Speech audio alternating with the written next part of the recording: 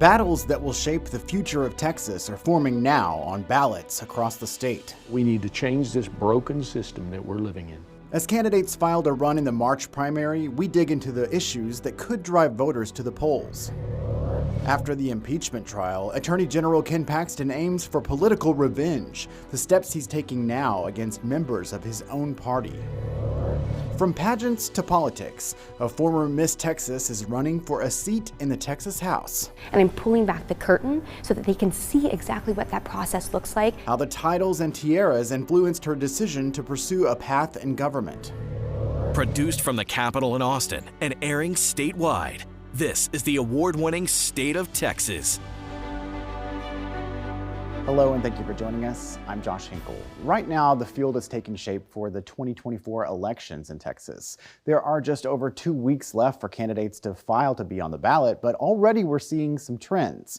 Some incumbent Republicans will face primary challengers who aim to push the state farther to the right. And as Will Dupree shows us, part of this is being fueled by a push for political revenge.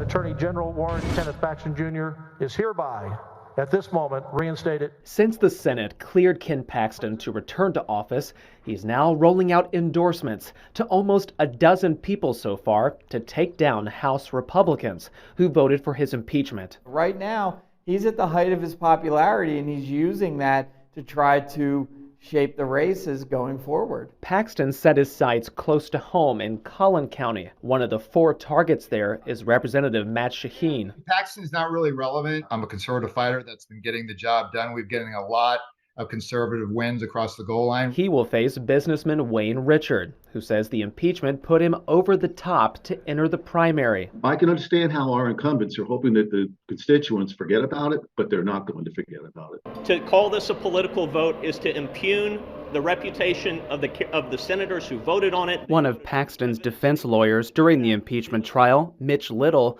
announced he's planning a primary challenge against a Republican incumbent. He'd like to unseat Representative Cronda Timish of Carrollton, who voted for impeachment. Little previously served as her campaign treasurer when she first ran for office. Paxton posted on social media encouraging Little to run. Republican voters will ultimately determine how much influence Paxton has when they head to the polls in less than 4 months. We've seen a trend of Republican incumbents facing challengers aiming to push the party further to the right. Meanwhile, some incumbent Democrats are facing challengers who want more progressive policies.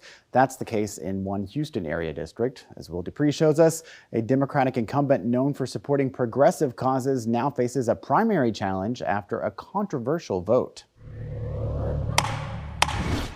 The Texas Capitol is more than 180 miles from this reliably Democratic House district in South Houston, which is set for a primary battle among progressive candidates. And here what we're seeing is a very, very liberal representative being challenged from further left because of some votes on very controversial issues that are important to Democratic constituents. Democrat Sean Thierry has held this seat since 2017 and would now like to serve a 5th term. She's touting her record working across party lines on issues like maternal mortality and school security. It's not political for me, it's personal. However, she is taking criticism for a different part of her record.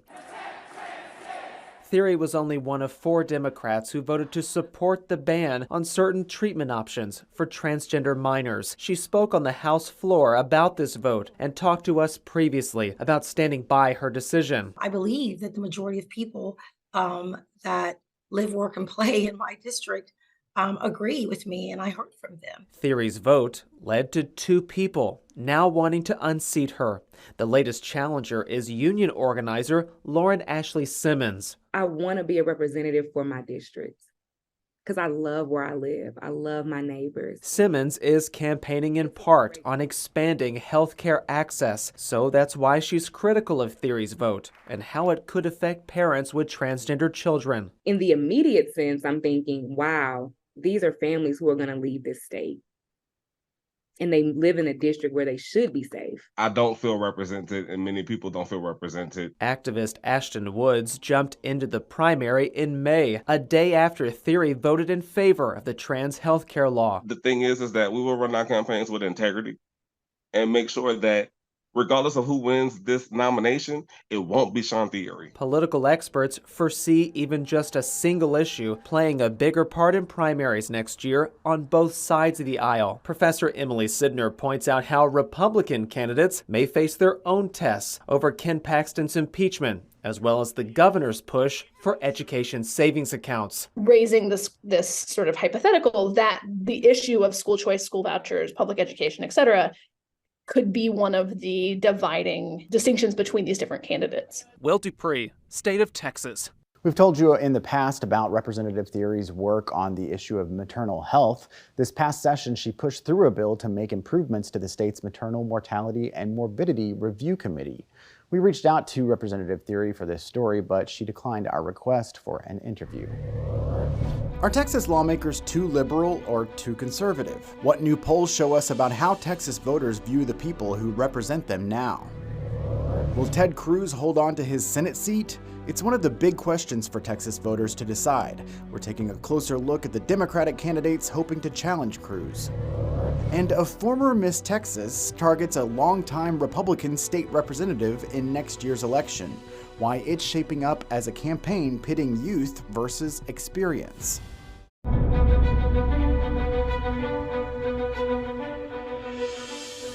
Candidates are still filing to get on the ballot for the 2024 elections in Texas, but some developing trends are shaping the key battles you'll see on your ballot.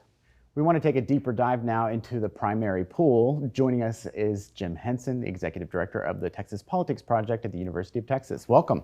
Great to be back, Josh.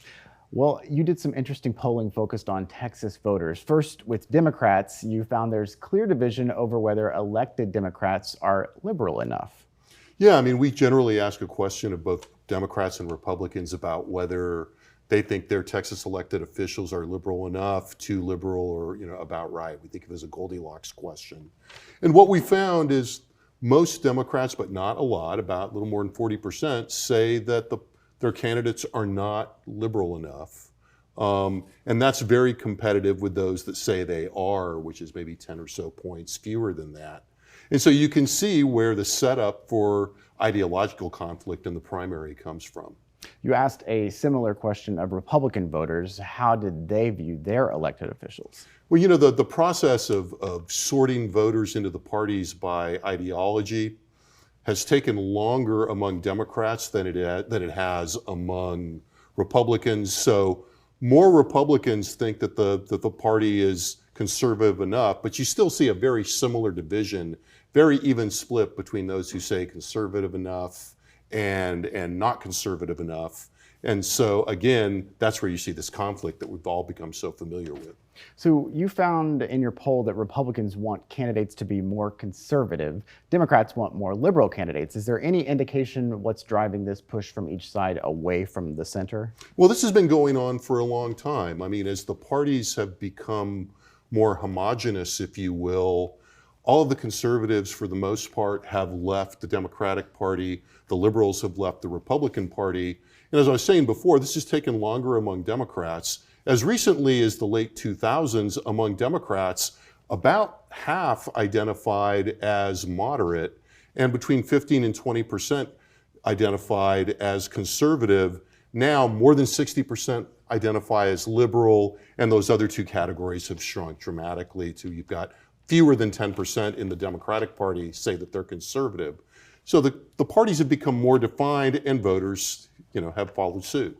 We started the program talking about Ken Paxton's influence on the Republican primary. You've tracked his approval ratings for years. How popular is he with Republican voters right now? Right now he's about as popular as he's been through most of his statewide political career.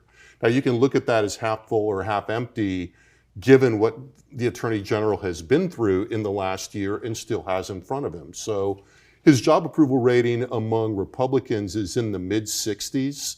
On one hand, seems pretty good for somebody that's under indictment and has been impeached. On the other hand, that's 10 or 15 points lower than the highest ranked Republicans and the most, and the Republicans with the highest job approval ratings, people like Greg Abbott, Ted Cruz. From what you've seen, is his impeachment really a big sticking point for any voters? Well, I think where it's really hurt him is among independents. Democrats have never been fans of Attorney General Paxton. His approval numbers among Republicans dipped a little during the impeachment difficulties. And I think where that leaves him is in a reasonably comfortable spot for somebody who's Attorney General. But I'm a little skeptical of the idea that now, because he's survived this, that he's somehow Trump-like and going to stride the political landscape like a colossus. I don't see much evidence of that. His high point of influence will be in the primaries, where because he's most popular and gets the highest approval ratings among the most conservative voters, those are the voters that show up for primaries. We will see. The Texas Politics Project tracks top issues for voters. What are the main drivers this time around? Well, for Republicans, it's the same as it ever was. Immigration and border security dominate the political priorities of Republicans. Among Democrats, also a very familiar story. No set of issues dominates Democratic concerns.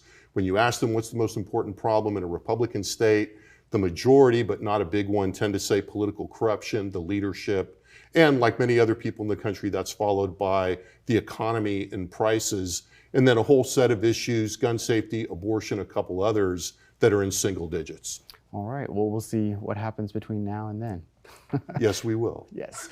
Jim Henson, Texas Politics Project, thanks for being with us. You're welcome, Josh. Great to be here. Democrats set their sights on beating Ted Cruz in November. We look at the top candidates in the race and their message to voters. A former Miss Texas is running to be the first member of Gen Z state representative. How she's tapping into the youth vote to boost her campaign.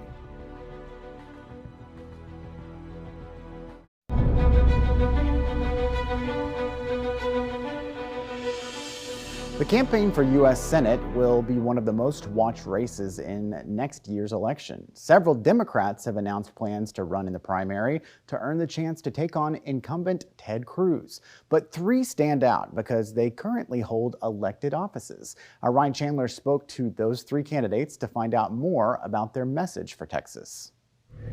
Three Democrats running to take on Ted Cruz. Ted Cruz has been one of, if not the most divisive senator in the entire country. Colin Allred, representing Dallas in Congress, is the leading fundraiser in the primary, hauling in $6 million since announcing in May, giving him more cash on hand than Cruz. He's running on his record of bipartisanship in Congress and his work on major legislation like the infrastructure bill and the CHIPS Act. Those are issues that Ted Cruz has also voted against, but you have to have leaders who are willing to do it, who are willing to put in that hard work of finding common ground. We need to change this broken system that we're living in. Roland Gutierrez rose to national prominence out of tragedy. After representing the families of Uvalde in the Texas Senate, his staple issues are gun reforms, like universal background checks and raising the age to 21 for purchasing semi-automatic rifles. As the next senator of the United States in Texas, we're going to talk about that because there is no bigger issue. If you don't have your child, the economy, all those other things, they just don't matter. When Sherman goes to Washington, everyone will go to Washington. Carl Sherman, running on his credentials as a state representative and former mayor, arguing his East Texas roots connect him to the struggles of rural Texas. I want a Texas that is inclusive of all Texans, where everyone from the farmers to the ranchers to those who work in our suburbs and cities have a seat at the table. These three leading a field of more than a dozen Democratic candidates. They'll face off in a primary on March 5th. Ryan Chandler, State of Texas. Allred leads the way when it comes to fundraising among Democrats. Meanwhile, Senator Ted Cruz has also posted big fundraising numbers. Cruz raised $5.4 million in the last 3 months. Remember, in 2018, he narrowly survived a challenge by Beto O'Rourke, winning by just 2.6 points. We want to go more in depth into the primary outlook. Joining us now is KXAN Live anchor and multimedia reporter Will Dupree. Welcome. Thank you. Nice to be here. Thank you. All right, so political experts are anticipating how other factors may play into the Texas primaries. One of those is who Republicans here will choose for the presidential nomination. How is that shaping up? We cannot forget that context when it comes to these primaries, because voters will not only be deciding some of these lower ticket races, but of course who will be the Republican nominee for president.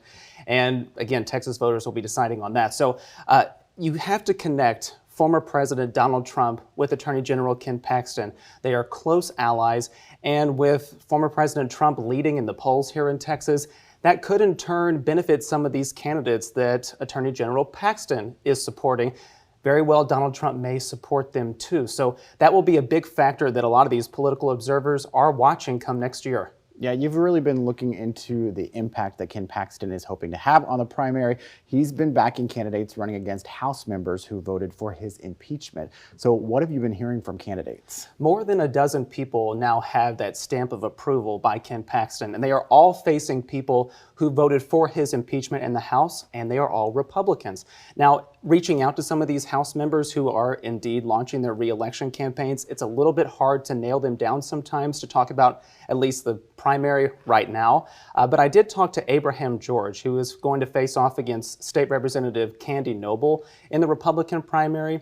You know, he said that he's very happy that Ken Paxton endorsed him, but it was not the only factor that he believes will benefit him in the long run. He says that, you know, voters in the grassroots there in Collin County, in that area, are unhappy with the leadership and the direction and some of the decisions being made by some of these Republican incumbents, and he thinks that will factor a lot into it.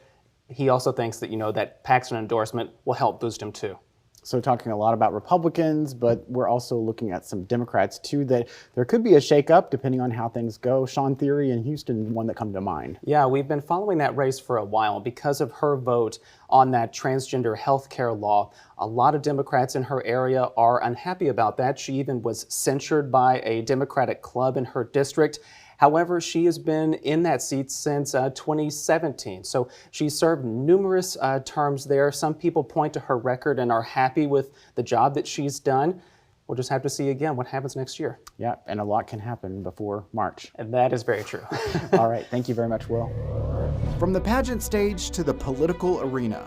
Speaking out as Miss Texas was actually probably one of the boldest things I've ever done. It was a little scary. Meet the member of Gen Z campaigning to become the first in her generation to serve in the Texas House of Representatives.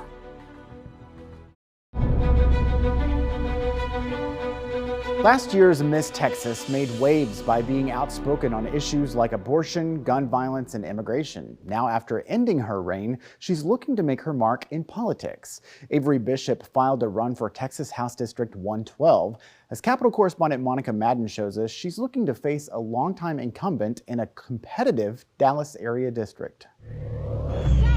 From pageants to politics. Avery Bishop for House District 112. I met Avery Bishop at her alma mater, where we happened to meet two of her fans. Can I take a picture with you? The McKinney native says it happens a lot, especially since she has about 1 million followers combined across social media. But we have to meet people where they are. That's one way she's hoping to tap into younger voters. This is a day in the life of a 26-year-old running for public office in Texas. Because if elected, she'd be the first Gen Z representative at the state capitol. And I'm pulling back the curtain so that they can see exactly what that process looks like. Bishop broke the mold, not just as the first Asian American crowned Miss Texas, but also by breaking tradition, using her position to speak out on policy. Speaking out as Miss Texas was actually probably one of the boldest things I've ever done. It was a little scary. Her decision to run as a Democrat largely sparked by conservative social policies, like the new law banning DEI programs in higher ed. And if it weren't for my diversity and inclusion program at SMU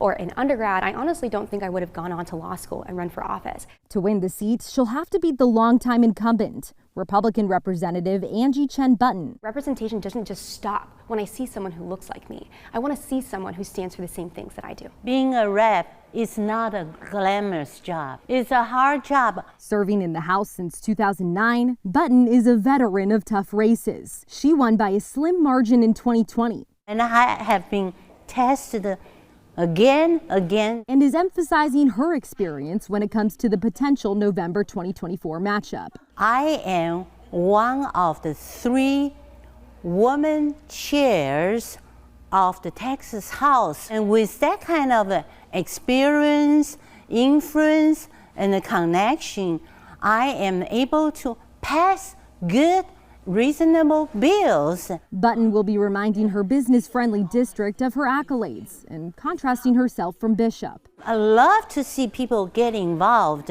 but you gotta have the knowledge and the skill and the relationship to make real things happen. A competitive district with the likely face-off between 2 women who have smashed their own glass ceilings. Monica Madden, State of Texas. You heard Monica mention that if elected, Bishop would be the first member of Generation Z to serve in the Texas Legislature. The Pew Research Center defines Gen Z as people born from 1997 onward.